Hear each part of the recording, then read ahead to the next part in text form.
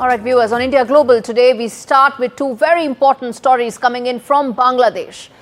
Amidst growing pressure on the interim Yunus government to hold elections, Bangladesh's Chief Election Commissioner has said that the Election Commissioner's only agenda is to hold free and fair and transparent and credible elections in the country. Well, remember, it comes almost 7 months after the interim government took office. The CEC also attacked former Prime Minister Sheikh Hasina, saying that while someone may win in the election by manipulating the polls, they cannot survive, and went on to say that history says this, hitting out at Sheikh Hasina, who won 4 elections on the row.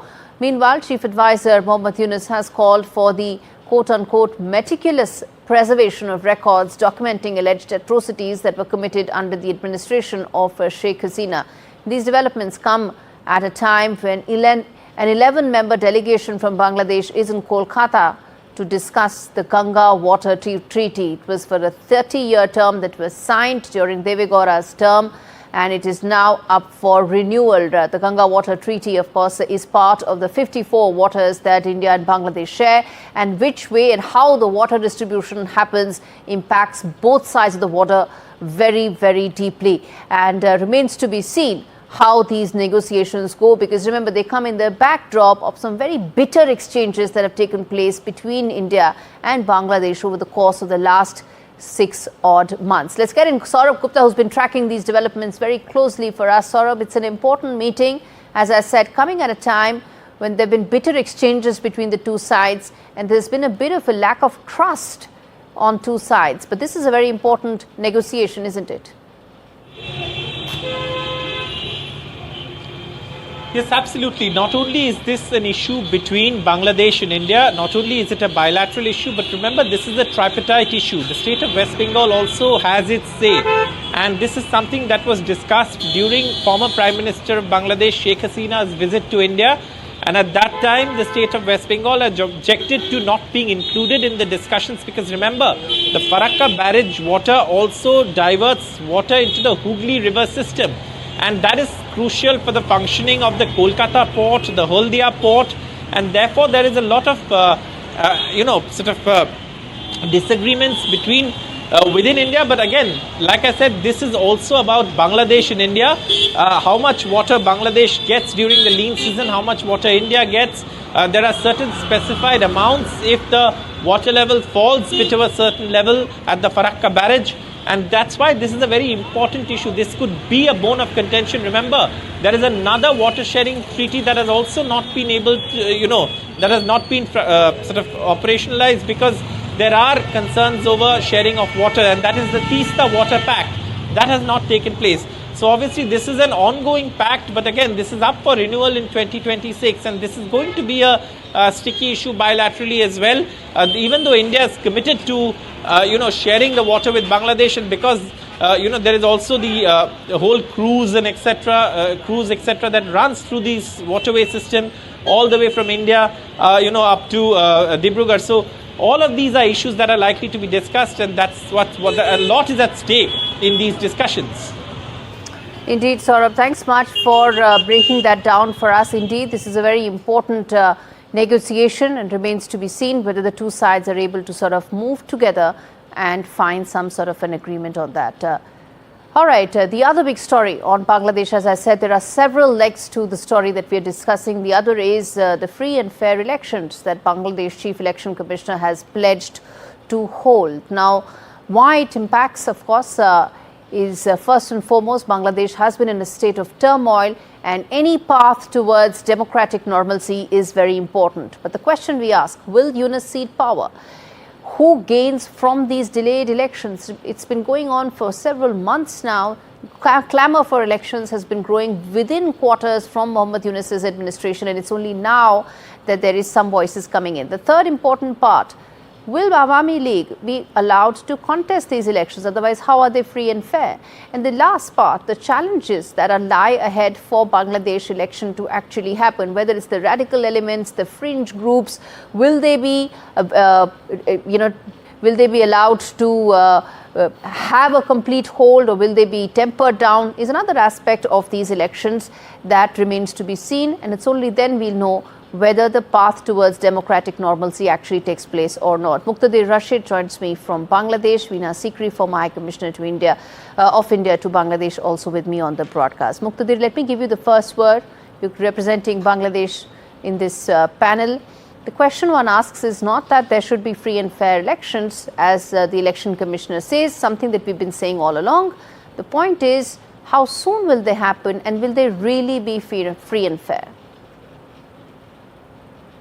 Bangladeshi people are really expecting for a free, fair election for like more than a decade. I mean, there would be last election which we saw a bit free, fair, that was in 2008, and no election since then had taken place, which is, we can't say, the credible election. So Bangladesh definitely needs a credible election, which should be done under the leadership of Mr. Dr. Yunus.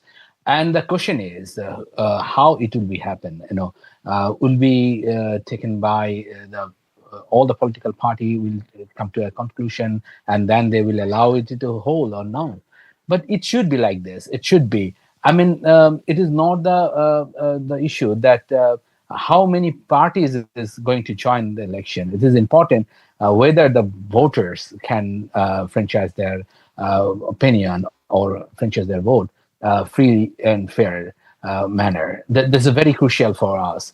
And one of the biggest problems for us is whether the electoral system allow us to elect freely their own leadership. And sometimes we have seen that the elected leader has been chosen by the government or government backed. In the past, it happened. So we need to have that the voter can choose their own leader, whoever it is. It could be Nahid Islam, it could be Tariq Rahman, whoever it is. So the choice should be given to the voters. So that is what we believe in a credible election. So that should be a credible election.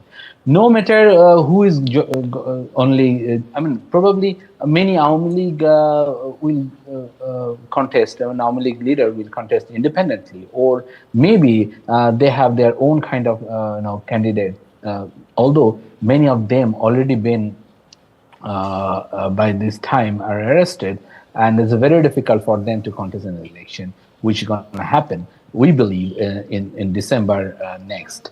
So people are really expecting a free, fair, and credible election, and that should be that must be participatory. Okay, Veena Sikri, you want to come in there?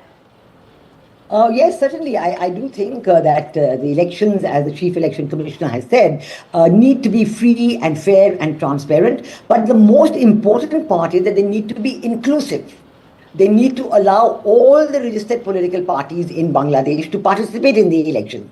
I mean, this kind of throwing a hint here and there that, oh, Awami League people are in prison, so they can't take part. This is happening deliberately. We know that a lot of people have been thrown into jail on charges of murder for which there is no evidence, no FIR, nothing. So I think this is the biggest concern of the people of Bangladesh, because previously, when they were saying that, say, the BNP not being allowed to take part, or so-and-so not being allowed to take part, but, you know, there were international observers who were there at every election, from the European Union, from the UN, from everywhere, and everybody was free to take part in the elections if they wanted. The BNP chose not to take part. Other political parties like the Jamaat-e-Islami had been debarred from elections by the court because they believe that their constitution is superior to the constitution of Bangladesh. So, you know, this is the kind of issues that were there, but these issues should be certainly taken on board, and the elections must be inclusive. This business of throwing people into jail, the business of releasing, this Ansarul Bangla team, Jashuddin Rahmani, all the terrorists,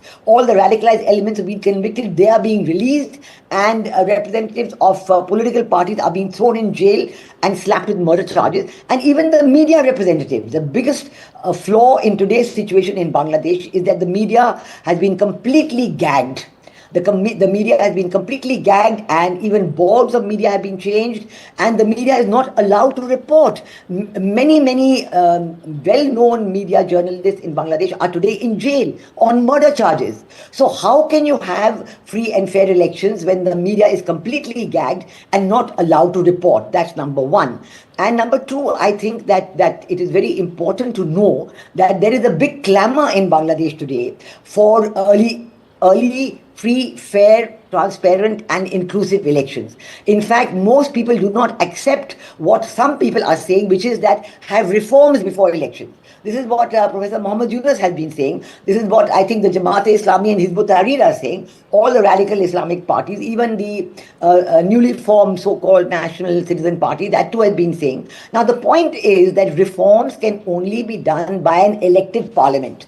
This group, this interim regime is not elected. It is not there on any constitutional basis. It has no legitimacy at all. So for them to say that they will undertake reforms without having any legitimate or constitutional provision for their very existence is actually a travesty and a big slur on having free, fair and inclusive elections. So I think that this aspect has to be looked in very carefully. Okay. That reforms cannot take place unless it is an elected parliament. So I think the whole issue is that elections should be held as soon as possible. You know, that's a very fair point. That's a very fair point you've put out, ma'am, which is that who conducts these reforms? Yeah, go ahead. Finish your point, ma'am. Yeah, I was just finishing my point that actually the fact that this government wants reforms before elections and the fact that they are releasing people like, convicted terrorists and radicalized elements and people who've been convicted, even the BDR ones who were convicted have today been released. It's changing the very law and order situation in Bangladesh. The situation is so poor. Everybody is saying, "Aage bhalo chilo," it was better earlier. Because today there is absolutely no control, no law and order. Thanas have been burned, policemen have been killed in large numbers.